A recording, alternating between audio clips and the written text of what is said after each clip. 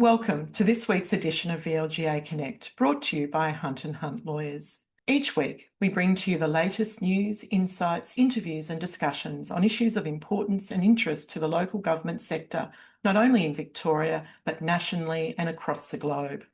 My name is Catherine Arndt and I'm delighted to be with you again while Chris Eddy is taking some leave.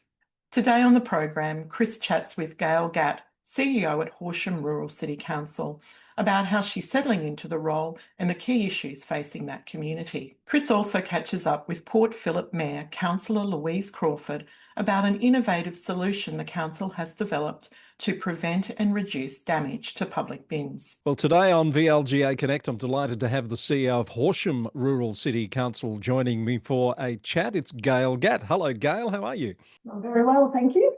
Lovely to see you, and congratulations on your appointment there as CEO. I think you took that up in May, so you're a few weeks in. How's it going? Yeah, thank you, and thanks for the opportunity to have a chat today. Look, it's going fantastic. Yeah, I'm really, really happy to be here. I've moved to Horsham. It's a little bit colder than I probably anticipated. Yeah. It's cold here, but look, the job's going really well. I feel like I've settled in. Getting to know the staff, obviously, and getting to know councillors, working well with councillors. We've got a few council meetings under our belt now. Yeah. So, yeah, it's going really well. I suspect in a few months, Gail, you won't be complaining about the cold. It might be the other extreme of things that you might be starting to talk about. I think so. That's what people tell me. Wait till you hit the summers. So. Exactly. So, looking at your background in local government, you've been around for, 25 or more years, a lot of that time down in Gippsland at Latrobe, and then you moved across to Surf Coast. So is this part of the plan? Have you been making your way across the state to end up out at Horsham over all that time? Sort of, maybe. I guess really the plan has been around working in regional communities because I am a bit of a local government tragic, as you mentioned. I've been working in local government for about 26 years, and before that, a few years in state government as well. And I really moved out, since my first year after university, I moved out to regional areas. I followed a love interest out to Cam River in East Gippsland, and I've never looked back. The rest is history. So I've worked in regional communities for a long time, and that's where my heart really is. And so I guess moving out to Horsham was really an extension of that because I was really keen after being in Gippsland for many years, working in a regional city there because Latrobe City Council's class as a regional city, even though it's a network city, a number of main towns. But I'd worked in sort of that regional city environment, and I really enjoyed that. And I sort of missed that a little bit. I moved to Surf Coast, and there's lots of challenging different issues to work on there. Of course, you've got some real big growth issues and tourism. But I sort of missed some of the economic development opportunities that came with being in a regional city. So that's what it was. I was going to ask you, what is it about regional communities that attracts you to these types of roles? Is it that economic development side of things? That's definitely one part of it. I enjoy that. I enjoy, helping regional communities to grow in that economic development space and attracting investment to regional areas. But it's also just the people as well. I guess there's nothing like genuine country values, and I really enjoy working in those sorts of communities. That fight for investment to get your share from state and federal government, etc., it's an ongoing battle. So that sort of tells me that you really like to get your teeth in and persevere on what some would say are impossible battles to win. I don't know about impossible battles, and I guess I like to think of it really as a partnership in some ways. I mean, I feel coming out here that state government is investing in regional Victoria and in regional areas. We have, we're quite well resourced when it comes to regional development Victoria. We get great support from them, good support from Invest Victoria and Visit Victoria and sort of those organisations and departments. So I mean, obviously we're competing with a lot of other regional cities and there's not enough money to go around, but that's all part of it, and I enjoy advocacy and working with my councillors on, and that's a big part of our plan moving forward is, increasing our advocacy on a whole range of things. Yeah, perhaps impossible was the wrong word, but certainly challenging. It's a constant thing, isn't it, that you need to be out front on. Definitely. And on that subject, and I think your very first meeting once you arrived at Horsham, this was on the agenda, the Emergency Services Fund levy, which has been a pretty emotive issue in regional communities. You talk about the investment from state on one hand, but this one, it's been a bit damaging for relationships, hasn't it? Yes, it certainly has. I got my baptism of fire, I guess, in terms of our first council meeting where, like many council meetings, we don't get a lot of people come to the public gallery at times. It depends on, what's on the agenda. But my first meeting a week in, we had over 100 people, 100, concerned residents that turned up to the meeting, and many of those were CFA volunteers, and they were pretty angry, not so much at council, because they understood that it wasn't council enforced levy, but quite angry at the state government. So it was nice that they turned out to welcome me to my first council meeting. But yeah, it's definitely a real concern and a real issue for many landowners, many farmers here, and we are quite concerned about what it means for us in terms of our revenue if some farmers or some landholders decide not to pay the levy. So, are your primary producers covered by the moratorium for those that the government have said are drought affected? Because I know there's some question about that drought definition in your part of the world, isn't there? yes, yeah. So in terms of the drought supports, that's something that we have been undertaking strong advocacy for, because unfortunately we are not included in the most recent drought support package announcement. It's been quite confusing actually for Horsham landowners because we weren't included originally. There was 11 LGAs that were included. Horsham wasn't. Then I think in May this year there was an announcement that Horsham and a number of other councils would be included in drought support support initiatives. And then the most recent announcement, we were out again, we weren't supported. So it's been quite confusing for farmers, and unfortunately a lot of our farmers in the south and west particularly, it's not necessarily our whole municipality, but in the south and west of our municipality are a lot closer to West Wimmera and Southern Grampians Shires, who are all receiving those drought supports. So we've recently written to the Minister of Agriculture, Ros Spence, to try and put our case forward around how our farmers in that part of our municipality are quite affected still. And we've given some examples and invited her to come out and have a look, and do some farm visits. Before we get away from the ESV levy completely, where is your council standing at this point of time? I imagine, much like others, you've accepted that it has to be collected, but you're going to make it very clear how and why it's being collected? Yes, absolutely. So it's, we've sought legal advice, we've looked at the MAB legal advice, and it's pretty clear that we definitely have to collect the levy. So we're just making sure that it's very clear on our rates notices, what the different charges are and what they mean. But we are worried, and we have heard about farmers in particular, or landowners that won't be paying the levy. So we're not sure, and that's actually impacted some of the decisions that council have made on some projects that they wanted to undertake this financial year, because they're worried that we may have a revenue gap. Yeah, that's a really interesting one. I did want to circle back to that. So some are saying they actually won't pay the levy. Is it just the levy that they're not going to pay? Will they pay the rest of the rates bill, or are you worried that the whole rates bill is going to go unpaid for some period of time? Well, my understanding is that it's proportioned. So if they pay an amount, a portion of that has to go towards the levy. So they may choose not to pay the levy, but from a collection perspective, in terms of the council's obligation, we still need to pay whatever proportion we get towards the levy. Right. Okay. That's interesting. All right. I'll keep a watching brief on that one. And just disaster resilience as a constant topic. It's just it just never seems to go away these days, does it? And I know that's conversation you're currently and regularly having with your community.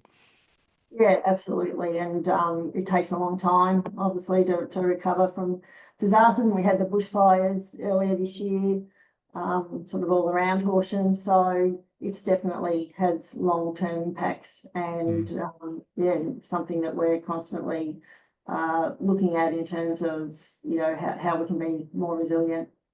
Yeah. They're all quite challenging and I guess almost negative sort of issues that we've been talking about. Let's see if we can flip that a little, because I know there's some economic transition happening there, while you know, agriculture might be giving way to some other things that might create jobs and income. Doesn't come without challenges, of course, but can you paint that picture for us? Certainly. Look, there's lots happening here, Chris, probably more than I even realised. Yeah. You know, in doing my research in terms of wanting to come to Horsham, there's so many projects happening. Look, the agricultural sector has sort of been the backbone, I guess, of the economy here for a long time. And we've been developing an agricultural hub, which has got an intermodal freight terminal as part of it. We've been developing those land out there, so it's making sure we've got service lots to attract investment. And we've recently had a really exciting announcement from an international food company called Farm Fruits, who have decided, after a nationwide search actually, that they are going to invest in a major food manufacturing facility at our agricultural hub, which is just 5 minutes or so out of north of Horsham. That's a big coup, Gail. Why do you think they've chosen to come to Horsham? Yeah, so the reason that they've given us is the locality in terms of proximity, because it's a potato. They produce potato products, so it's locality in terms of the Victorian, New South Wales, and South Australian markets, and it's the great connection, both rail and road. You know, obviously we're halfway between Melbourne and Adelaide, so this particular company services a whole range of takeaway outlets of, you know, your KFCs, your Hungry Jacks, you know, so I guess all along the highway they're servicing those businesses. So it's actually a really great location.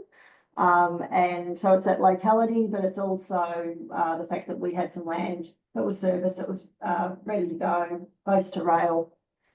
Yeah. Exciting news. Renewable energy projects. I hear a lot from the regions about the impact these are having. Where do you stand on that?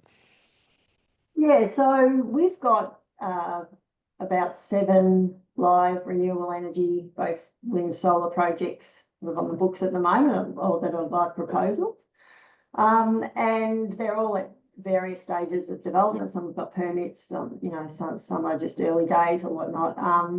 I guess with renewables, you know, and also we can talk about mining as well in a minute, but you know that they can be quite divisive in the community. You know, some farmers are happy to have wind turbines on their properties, or you know, solar panels or whatnot, and others aren't. So what we're finding is that there's a feeling out there in the community.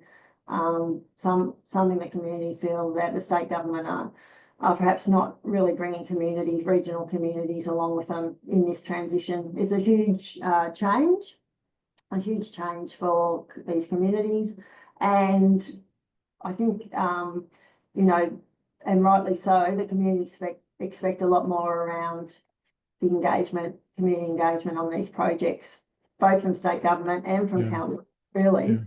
Although council aren't the responsible authority for those projects most of the time. But so I think, you know, there's a feeling out there from some that the community's been potentially left behind and things are happening to them rather than with them.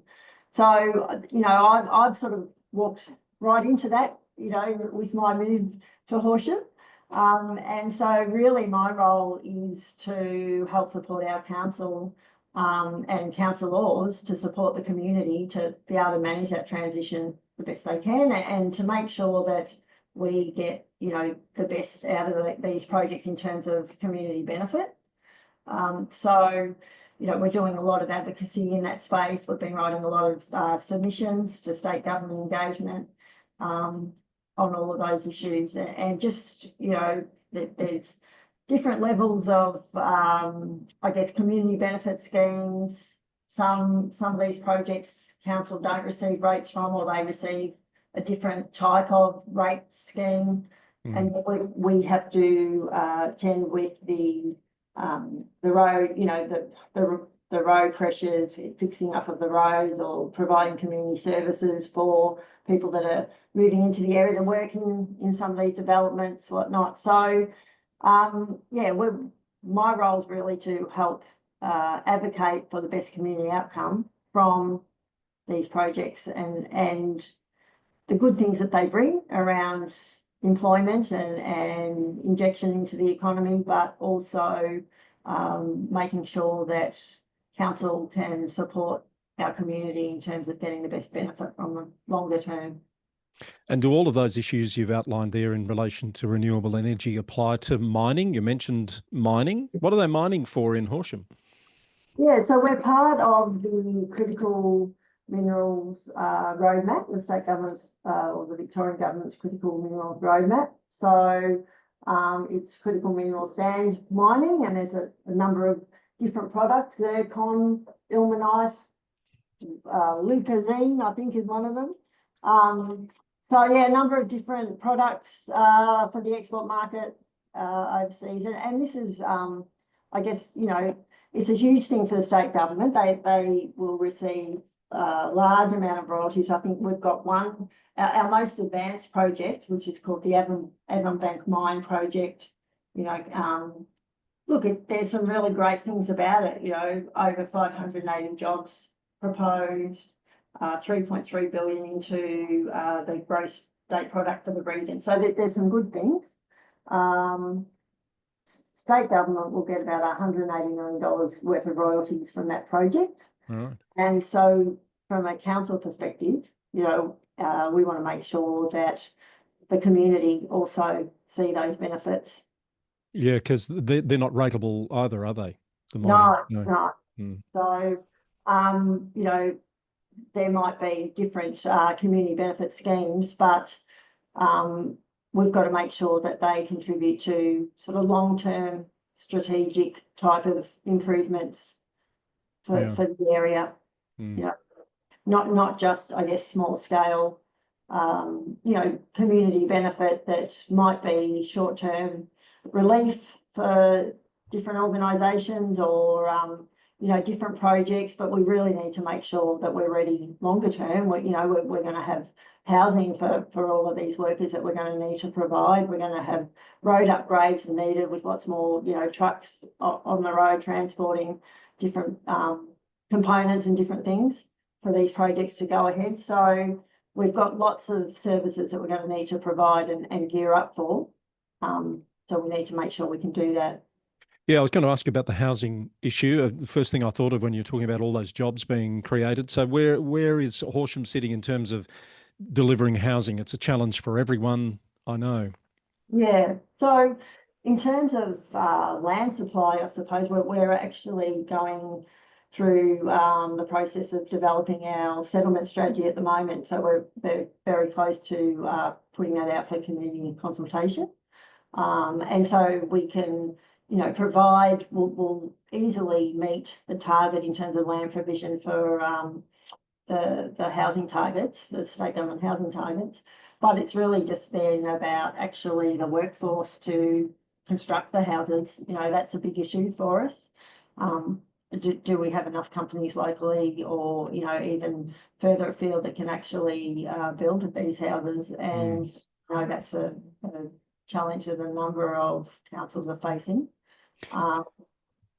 Indeed. And in terms of your own organisation, how are you going with those challenges of finding planners and engineers and, all those difficult to recruit roles? It must be even harder when you're out a bit in the country as you are. Yeah, look, definitely, Chris. And I mean, we've got to get better, I think, at finding, sort of more novel ways and flexible ways of attracting people. Obviously, flexibility and working remotely, things like that have helped a lot. At the moment, we're not too badly placed, but look, we do go through cycles, or from what I've learned so far since I've been here, we go through cycles where we do attract people in some of those key roles for a while, but then they move on, their family, or that they have needs that family needs that where they need to go back to bigger centres, and so we lose them, and that's really hard when you've spent some time investing in people, but understand that people have got different requirements. So look, we're definitely working with education institutions. We're working with Regional Cities Victoria, for example, who have recognised this. LG Pro, as you know, I'm on the board of LG Pro, and so that they've been doing some work as well, looking at sort of some of these key roles and what we can be doing to attract people, how we can advocate to government for schemes around graduate schemes, or earn while you learn schemes, things like that. So we're right in there advocating with regional cities on that sort of those sort of programs. Excellent. So lots of challenges by the sounds of it, but you seem to me to be someone who likes a challenge. So you're getting your teeth into it by the sounds of things. Yeah, no, look, I'm really loving it. Yeah, I'm loving it. I'm another attractor of coming to Horsham was the opportunity to work with a new council. So 6 of our 7 councillors are new. We've got our current mayor, Councillor Ian Ross, I should say, who is returning councillor, but the rest are new, and that's got great opportunity as well, because I get to work with the new council and set a new strategic vision for the municipality, and then coming in new to the organisation, I get to set a new vision for the organisation and how we want to work. So that was a huge attractor as well in terms of coming here. We've had our challenges, we had problems with our budget last year, and I'm pleased to say that we've got that through on time this year. So we've got an adopted budget through. We've had a municipal monitor here for the last 12 months, and we're looking forward to getting his report any time now in the next month or so, I believe. And I'm sure that'll have really helpful recommendations for myself as CEO and what we need to do as an organisation, and what the councillors need to work on to make sure we've got a really strong organisation going forward. But the signs are really good so far. Got a really good councillor group. They're working really well together. So I'm really optimistic. Fabulous. Gail, it's been great to catch up with you. Thanks so much for giving us your insights there, and all the very best for your time as CEO at Horsham Rural City Council. Thanks so much, Chris. Love talking to you. That's Gail Gatt with me today here on VLGA Connect. We do like to highlight councils doing different things, innovative things in their communities that might have broader implications for other communities as well. And to find out about one of those that's happening in Port Phillip, I'm delighted to have back on VLGA Connect the Mayor, Louise Crawford. Hello, Louise. I'm delighted to be back so soon. Good to have you back here too. We saw this trial that you're running with metal baskets on litter bins, and this is all about, I think, trying to make it easier for people who are recycling containers, but also protecting your infrastructure in a sense, isn't it? Yeah, actually, I think there's 3 main focuses. One, to make it easier for people who are using the CDF program or the CDC program. 2, to visually encourage people to do the right thing. I think it's educative as well. And 3, when people are pulling the bins out or yanking the doors, there is a lot of damage. And as anyone in council world would know, those big metal bin protectors are not cheap. Yeah, exactly. It would soon add up. So you were experiencing a bit of damage across the city in that sense? Yeah, we really were. quite, and not just the damage to the doors, but then people would empty the bins onto the street looking for all the. So then, of course, it's mess to clean up. So it was a combination of a few of those things. Yeah, I guess unintended consequences of what's, most people say is a good idea, the container deposit scheme. So where did the idea to put these metal baskets on the bins come from? How was this workshopped and arrived at? I remember Councillor Jay, and I also know one of our general managers had been talking about it. I'm not sure if they came across it in the ether at the same time, but that was discussed probably at the end of last year. Was the inkling of that happening. So, Yeah. And can I tell you it's something amazing? The amount of recycling for cans and things like that has halved in our public bins Really? over the time. So that's what I'm saying. A lot of people are going through the bins. So by putting on the outside, we are going to really reduce people ferreting through. Right. So it obviously requires people to use that basket for the purpose that it's being put there. How do you get that message to people? Oh, I've seen some Facebook photos of people putting just general rubbish in there. We are going to put some little signage on it to say, don't put your coffee cups here. Just put your 10-cent can return items. Yeah, it's a simple idea, but I imagine there was a bit of thinking and planning involved to design. Did you have to design this, or has it been sourced from somewhere else? It's been sourced from somewhere else. You do ask a question I can't 100% answer, but we've got them on 80 different bins, over 80. So it's a lot of strategically trying to find them in the, high traffic areas and where we think people might actually use them. Yeah. Okay. So 80 for now, but I think plans to roll out more, but also plans to assess this and perhaps share the data with others. Yeah, we need to see how it goes. Like all good ideas, the implementation phase can be a little different. But look, so far we've had a lot of positive response from the community, actually going, this is fantastic. So hopefully that will build. And as I said, I'd like people to be conscious about where they put litter and all of those kind of things. So hopefully it will have a broader effect. Yeah, yeah. So 9 months, I think the trial is. You might have said that, and obviously there's a bit of thinking there to make sure it has that busy summer period, because that's really going to be the test, isn't it?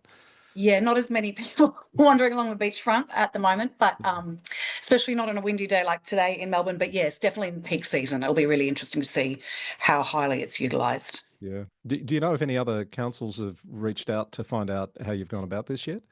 I think there was someone else who was going to trial it, but Chris, you've got me there. I actually don't know which one it was. So That's okay. Okay, I like to I'm ask sure questions they'll that be don't have reaching answers. out once we have a little bit more data. I'm sure that's the case too. Well, it caught my eye. I thought it was just a simple idea, but it's dealing with a real first world problem, if I could put it that way. And we hope that people sort of embrace it for what it is, and that you can report great results at the end. Yeah, that's what we're hoping to. Yeah, terrific, Louise. Thanks for coming back on. No, thank you. And that's it for this week's VLGA Connect. I hope you've enjoyed the program. Don't forget to subscribe on YouTube and on your favourite podcast player. Just a reminder that places are filling up fast for the VLGA's annual Mayoral Leadership Program, which is being held on Friday, November the 28th. This full-day program, now in its second year, will cover the roles and responsibilities of a mayor, the mayoral and CEO relationship, how to chair council meetings, managing difficult conversations, dispute resolution, and effective communications and media training. It's now mandatory for mayors and deputy mayors to undertake training at the commencement of each mayoral term.